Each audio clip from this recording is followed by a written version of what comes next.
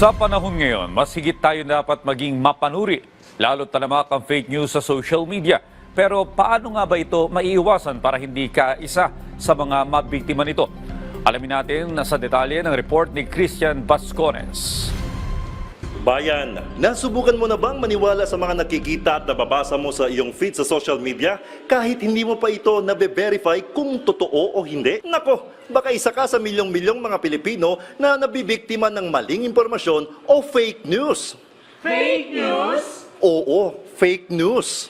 Pero isa lamang ang hangarin ng mga ito, ang manlamang ng kapwa. Kaya fake news, itama natin yan!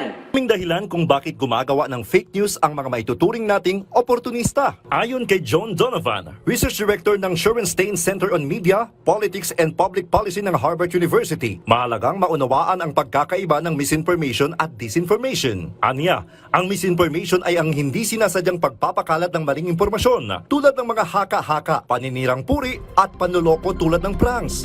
Habang ang disinformation naman ay ang sinasadyang paggawa at pagpapalaganap ng peking impormasyon na kadalasan para sa layuning pampolitika, tulad ng scams, pag-e-edit ng mga mensahe, larawan o video na salungat sa totoong laman nito. Ayon naman sa Stanford University, ang mabilis na paggalat ng peking balita ay pinalala ng pag-usbong ng mga social media platforms kung saan madaling maipakalat ang mga impormasyon nang hindi dumadaan sa masusing fact-checking. Dahil dito, nagkaroon ng malaking hamon dahil ang pagkakalantad sa peking balita ay maaaring makaapekto sa paniniwala at pananaw ng mga tao kahit pa alam nilang hindi totoong impormasyon na natatanggap nila. Sa ibang salita, ang fake news ay parang virus, kumakalat at nasasalin sa ibang tao at minsan para itong sakit na lalo pang lumalala.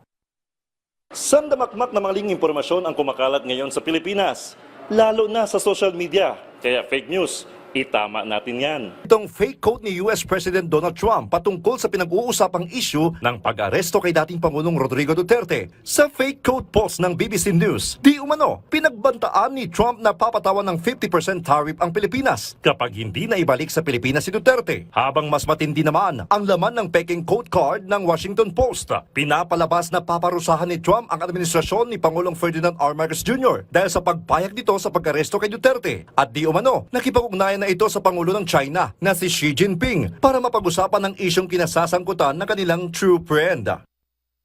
Sa isinagawang pananaliksik ng PTV Research Division, walang ganong code card ang mga nabanggit na kilalang media platform. Kaya fake news, itama natin yan.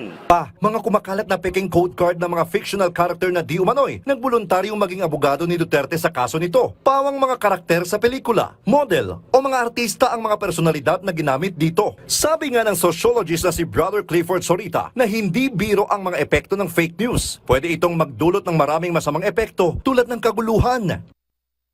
Fake news is not a good joke. It's not something to joke about. Because fake news or misinformation leads to more chaos, leads to more confusion, leads to more problems.